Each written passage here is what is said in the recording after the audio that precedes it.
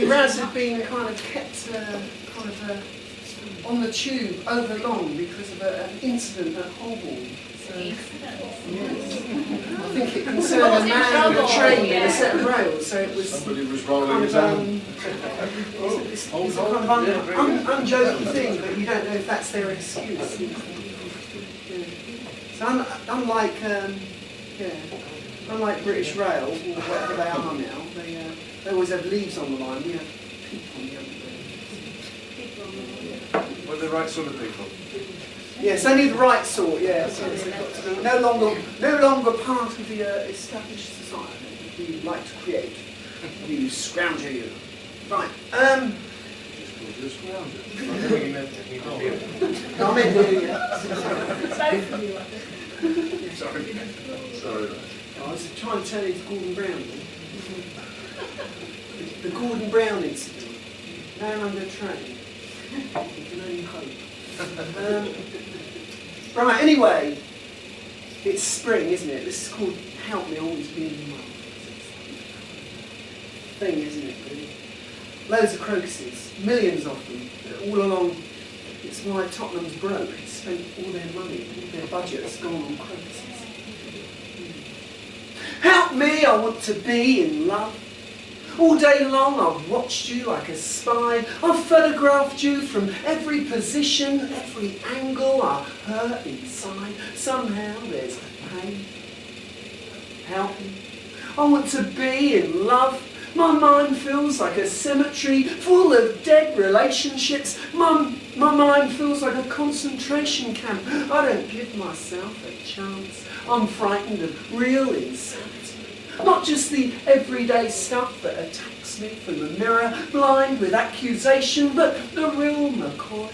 It leaks out from my eyes from time to time. I watch you shudder, turn away. Help me. I want to be in love. I don't want to show you how desperate I am. I want to be funny. I want to make you laugh. I'm a clown. I'm a performer. I'm a black cloud full of humour. Help me. I want to be in love. I want to hold you. I want to touch you. I want to walk with you in Highgate Wood. Help me. I feel like something the dog's thrown up. Help me. I sleep with the dead and swim with the drowned. Help me. There were so many gifts I felt I had to offer and so much beauty that's come tumbling down. Help me. I want to be in love. This puts my whole credibility on the line. I'm like a telephone on heat, but I can't get connected. I'm like a plant without water. All of my leaves have withered, they've fallen down. I'm like a monk in a monastery who dreams of nothing else but, Lord, give me a night on the town. Help me. I want to be in love.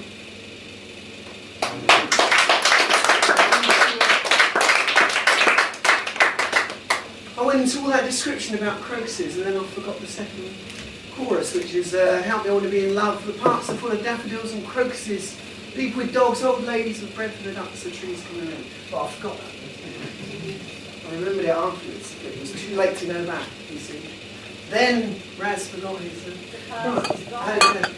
it's gone. What is gone is gone. This is called Save Your Soul. It might be anyway, so that's a provision to... And this is my crib sheet, just in case I forget it, because it's a brand new one, hot off the press, or the writing pad with me, because I haven't got a press, I'm not that sophisticated yet. I'm thinking of doing a Ken Livingstone and going around saying, oh, I really want to... Just give me about 50 grand, I'll be all right.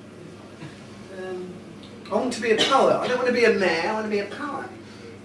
Right. Anyway, Save Your Soul. Take me to your leader, I shouted up at the castle walls.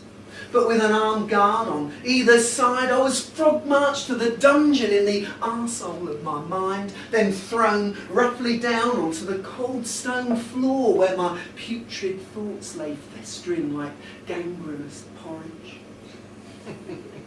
Little did they know that in my own psyche's arsehole I'd concealed a stick of dynamite to blow the doors. Depression turned the key in the lock, looked through the small barred window and laughed. I can't wait to introduce you to the joys of my torture chamber. In a corner of the cell, bedraggled, bearded, beaten, broken, burdened with neglect, my soul sat drooling and gibbering inconsolably. This was what I'd come here for. Squatting down, I strained, and out of my psychic nethers popped the secret stick of dynamite. I stuck it in the lock. Thankfully, the screws hadn't found the single match that I'd managed to smuggle in inside the seam of my pea-green jacket.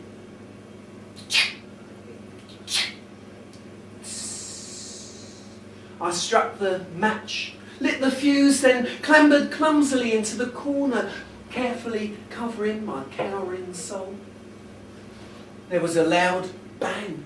The door flew off its hinges. I was copiously covered in splinters of denial, dusty debris of despair. And when the smoke finally cleared, I saw I'd finally blown my mind. The jailers were stunned and helpless, blindly stumbling around, cursing, coughing and choking in the chaos. This was my chance. So, grabbing my soul, I slung him like a bundle across my shoulders, then flew up the stairs, virile vigour, pumping energy like a technicolor Robin Hood as played by Errol Flynn. I engaged in agile swordplay complete with quips and slick one-liners. I swung from burning chandeliers and turned the tables on opponents. I hacked at ropes and sentries, cheated death at the portcullis, left the sheriff stuck with arrows, leapt to safety from the king. Once across the moat and outside in the daylight, I set my soul down on the fertile soil of a new beginning, where we hugged like old friends and touched each other's bruises. Now, my soul has taken over from the lookouts in my eyes. The dungeon is destroyed, the enemy defeated, and my eyes, well, my eyes, people tell me that they're shining.